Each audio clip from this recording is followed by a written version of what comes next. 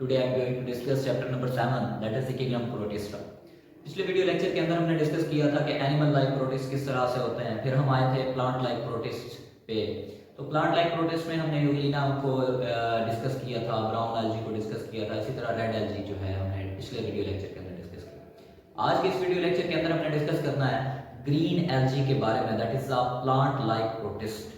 ठीक है, तो प्लांट लाइक प्रोटिस्टा है, प्लांट लाइक रिजेम्बलेंस ये शो करते हैं, प्लांट लाइक इनके बहुत सारे कैरेक्टरिस्टिक्स हैं जो प्लांट्स के साथ मिलते जुलते हैं। इसकी वजह से हम इन्हें जो है वो प्लांट लाइक प्रोटिस्ट कह रहे होते हैं।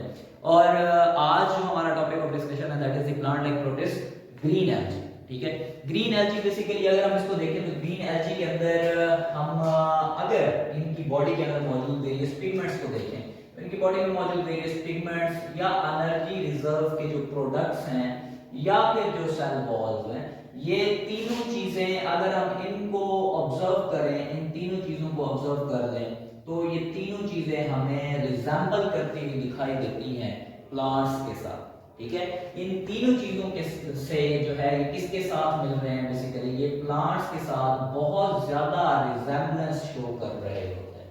अगर हम किस चीज को देख रहे हैं, फॉर एग्जांपल वेरियस पिगमेंट्स हैं, क्लोरोफिल है, क्लोरोफिल ए है, क्लोरोफिल बी है, इस तरह के जो पिगमेंट्स हैं फोटोसिंथेसिस के, और एनर्जी रिजर्व प्रोडक्ट्स हैं लाइक प्लांट्स इस तरह से जो है वो एनर्जी रिजर्व कर रहा होता है, इसी तरह से ये भी इस एनर्जी को है रिजर्व कर रहे हैं, किसी ना किसी फॉर्म के अंदर जो है वो स्टोर कर रहे होते हैं। ठीक है, तो ये बेसिकली जो इनके अंदर ये चीजें मौजूद हैं पड़ी, इनकी बेसिस के ऊपर हम जो है कहते हैं कि ये किसकी तरह के मिलते जुलते हैं, प्लांट्स के साथ इनकी बहुत ज्यादा रिजेम्बलेंस है।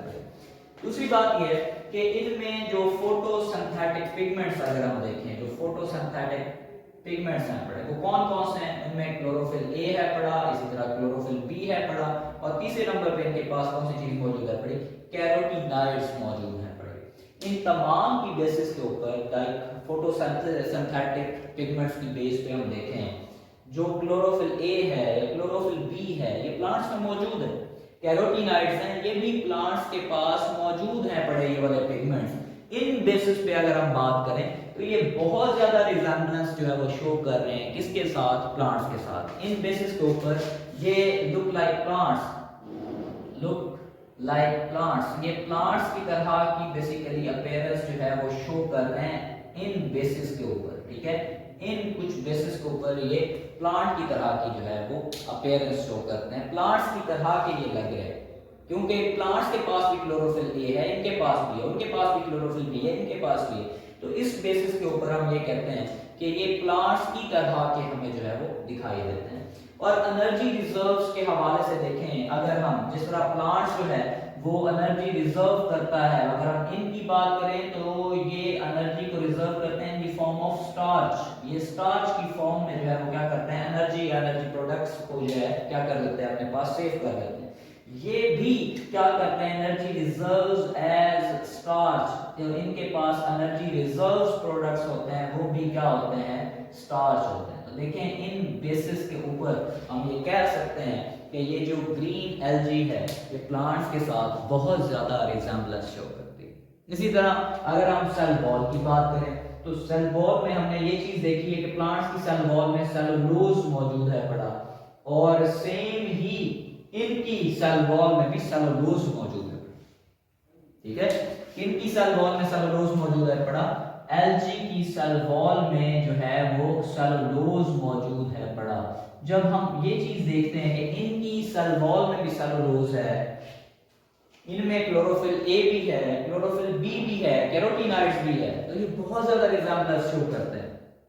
इन बेसिस पे ये कहा गया कि ये जो है जो ये ग्रीन एल्जी है, अगर हम ग्रीन एल्जी की बात करें तो ग्रीन एल्जी इन बेसिस पे ये कहा जाता है कि ग्रीन एल्जी जो है ये बेसिकली एंसेस्टर्स हैं प्लांट्स। ठीक है, ये हम यूं कहते हैं कि ग्रीन एल्जी बेसिकली क्या है पड़े, दीज आर एंसेस्टर्स, ये एंसेस्टर्स हैं पड़े, किस चीज के एंसेस्टर्स हैं पड़े, प्लांट्स के एंसेस्टर्स हैं पड़े। प्लांट्स जो है वो बेसिकली इन्हीं से अराइज हो रहे हैं।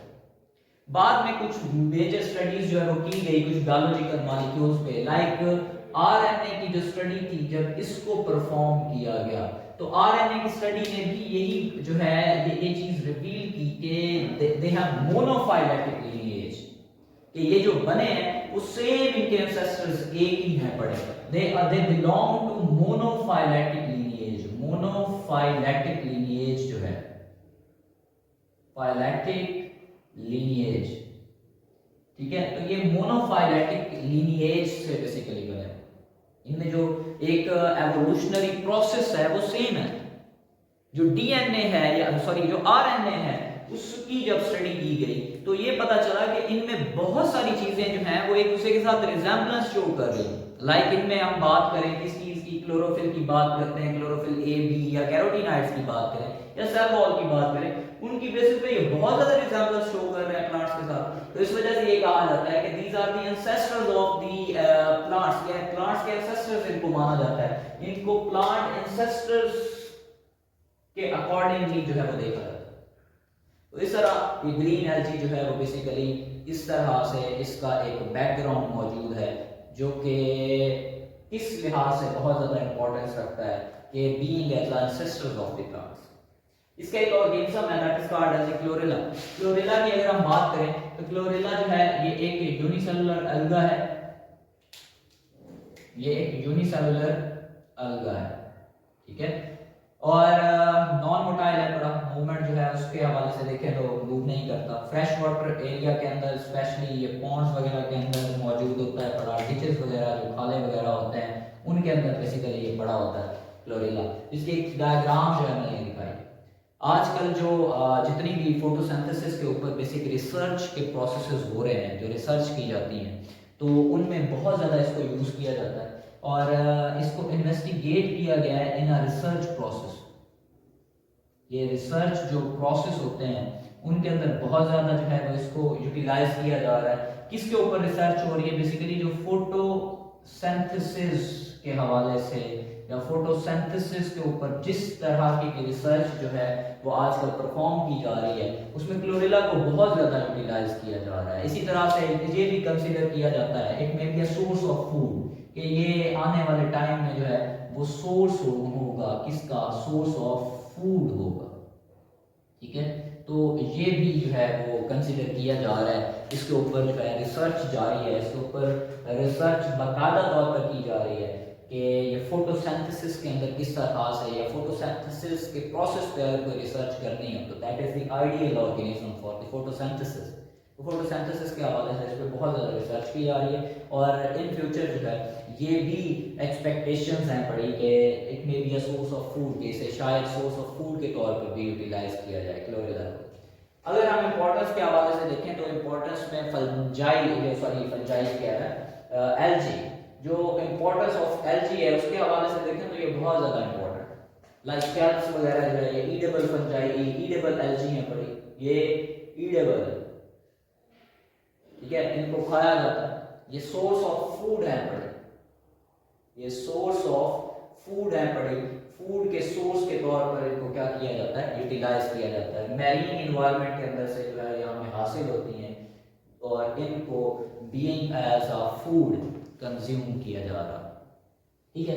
मैरीन एल्गी में बहुत सारी और भी टाइप्स हैं बड़ी, उनमें हम ये चीज़ें देखते हैं कि लाइक जो हमारे पास मैरीन एल्गी है इससे मुख्तलिफ किस्म की चीज़ें हासिल होती हैं जो कि बेसिकली हम यूँ कह लें माइक्रोबायोलॉजी के अंदर जिनका बहुत ज़्यादा इंपॉर्टेंट रोल है पड़ा। लाइक ये जो एल्गन है, ठीक है, ये बहुत ज़्यादा इंपॉर्टेंट है, एगर है, सेरासिजन है, एंटीसेप्टिक्स हैं, ये तमाम चीज़ें बेसिकली बहुत ज़्यादा इंपॉर्टेंट रोल प्ले कर रही हैं, एल्गन, एगर, एंटीसेप्टिक्स वगैरह। तो ये जो है इम्पॉर्टेंट रोल प्ले कर रही हैं किस चीज़ में? माइक्रोबायोलॉजी के अंदर, ठीक है। कैसे? जब हम माइक्रोबायोलॉजी में बैक्टीरिया को ग्रो करवाते हैं तो हमारे पास इस तरह से कुछ पेट्री डिशेस जो है वो मौजूद होती हैं। हम इन पेट्री डिशेस के अंदर जो है बैक्टीरिया को क्या करवाते हैं? ग्रो करवा रहे होते हैं। अब इन पेट्री डिशेस के अंदर हमने क्या लगाना होता है? बेसिकली यहाँ पर एगर जो है इसका सोल्यूशन को यहाँ पर ऐड करना होता है। ये एगर जो है मुख्तलिफ जेल लाइक मटेरियल होता है ये एगर वगैरह, तो इसको हम यहाँ पर ये क्या कर देते हैं? ऐड कर देते हैं। और जब हम इसको ऐड करते हैं that is the suitable media for the growth of bacteria. Bacteria की ग्रोथ के लिए बहुत अच्छा ये मीडिया। तो एगर के मीडियम बनाए जाते हैं, जो कि माइक्रोबायोलॉजी के अंदर इसकी बहुत ज़्यादा इंपॉर्टेंस है। इसी तरह ये बहुत सारे एंटीसेप्टिक्स हैं, एल्गेन है, ये मुख्तलिफ तरह की चीज़ें यूटिलाइज की जाती हैं। तो ये तमाम सोर्सेस जो है, ये तमाम चीज़ें जो है, इनका जो मेन सोर्स है वो क्या है, ग्रीन एल्गी। और मेजर प्रोड्यूसर्स हैं पड़े ये algae in the aquatic ecosystem. Aquatic जो इकोसिस्टम है, उस इकोसिस्टम के अंदर बेसिकली इकोसिस्टम, इसके अंदर बेसिकली ये क्या है, बहुत ज़्यादा इंपॉर्टेंट है, ठीक है, इक्वेटिक इकोसिस्टम। अब इक्वेटिक इकोसिस्टम में मेजर प्रोड्यूसर्स हैं, जिसकी वजह से बहुत ज़्यादा, जाहिर सी बात है प्रोड्यूसर्स हैं तो इसके नतीजे के तौर पर ऑक्सीजन प्रोड्यूस होती है, और उस ऑक्सीजन को जो अंदर ऑर्गेनिजम्स मौजूद हैं पड़े, किसके अंदर ऑर्गेनिजम्स मौजूद हैं पड़े, वाटर के अंदर, वो उसको क्या करते हैं, यूटिलाइज कर लेते हैं। इस तरह से इनकी ये मेजर प्रोड्यूसर्स भी हैं इकोसिस्टम में, और इकोसिस्टम के अंदर ऑक्सीजन की प्रोडक्शन के अंदर बहुत ज़्यादा इंपॉर्टेंट रोल प्ले करते हैं। That is about the plant like protist, that is the green algae. ये हमारा कंप्लीट हुआ। नेक्स्ट वीडियो लेक्चर के अंदर हम इंशाल्लाह डिस्कस करेंगे the fungus like protist. Hope so it will be helpful for you people. Thank you so much. अल्लाह हाफ़िज़।